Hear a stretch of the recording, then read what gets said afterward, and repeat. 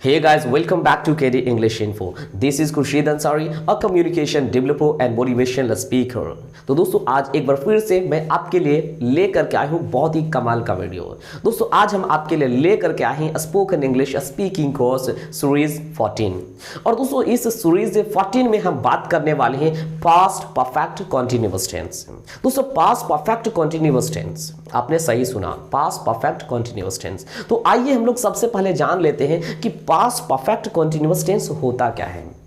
दोस्तों past perfect continuous tense shows the action was started in the past and went on continuously for a while and over।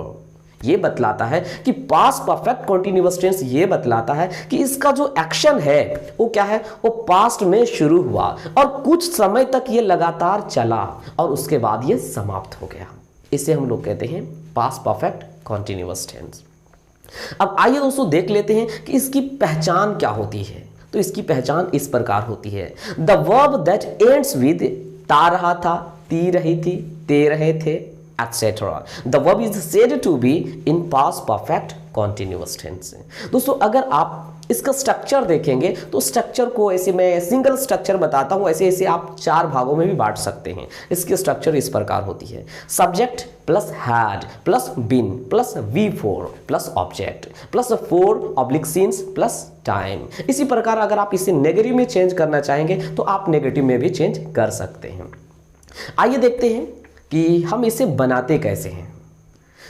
जैसे वह 4 साल से पढ़ रहा था, तो मैंने पिछले वीडियो में मैंने सीरीज 13 में मैंने बताया था कि जो परफेक्ट के साथ जब कॉन्टिन्यूअस लग जाता है तो परफेक्ट के साथ कॉन्टिन्यूअस लगने पर क्या होता है, एक्शन और प्लस टाइम उसके साथ जुड़ जाता है। तो मैंने क्या बताया कि वह 4 साल से पढ़ रहा था। तो यहां पर क्या है, सबसे पहली बात है कि वह पढ़ रहा था और दूसरी बात क्या है कि 4 साल से, तो एक्शन और प्लस टाइम इसके साथ जुड़ा हुआ है। तो यहां पर क्या होगा, हैड बीन का प्रयोग होगा। मीन्स वह 4 साल से पढ़ रहा था, means he had been reading for 4 years। अब अगर कोई बना देता है कि वह 4 साल से पढ़ रहा था और हम इसे अगर ऐसे बनाते हैं कि he was reading for 4 years, तो यह सेंटेंस गलत हो जाएगा। क्योंकि दोस्तों डायरेक्ट जो होता है, जो एक्शन का प्रयोग हम लोग तब करते हैं जब उसमें समय का बोध नहीं होता है। जैसे मैं गा रहा था, तो यहां पर क्या, यहां पर बिल्कुल समय का बोध नहीं है। लेकिन अगर आपको कहना पड़े कि मैं गा ही रहा था, इसका मतलब क्या हुआ कि लंबे समय से, तो यहां पर क्या होगा, हैड बीन प्लस V4 का प्रयोग होगा। मैं गा ही रहा था means I had been singing. जैसे वह आ ही रहा था, हम ये नहीं बोल रहे हैं कि वह आ रहा था, वह आ रहा था इसका मतलब एक्शन का बोध हो रहा है। तो हम यहाँ पे सेंटेंस बनाएंगे ही वॉज कमिंग, लेकिन यहाँ पर मैं आ रहा था नहीं बोल रहा हूँ, मैं बोल रहा हूँ कि वह आ ही रहा था, मीन्स आने के साथ समय भी जुड़ा हुआ है। तो यहाँ पर क्या होगा, ही हैड बीन कमिंग। जैसे वह 4 साल से पढ़ रहा था, तो हमारा सेंटेंस क्या होगा, he had been reading for 4 years।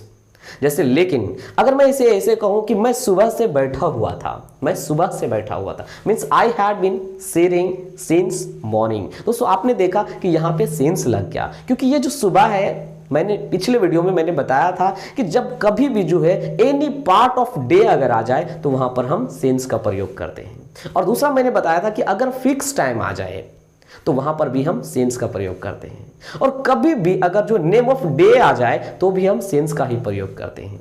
तो दोस्तों मुझे आशा है कि आपको ये वीडियो बहुत ही अच्छे ढंग से समझ में आ गया होगा। लेकिन दोस्तों अगर आप हमारे इस चैनल पे बिल्कुल नए हैं तो हमारे इस चैनल को सब्सक्राइब करना बिल्कुल भी मत भूलिएगा।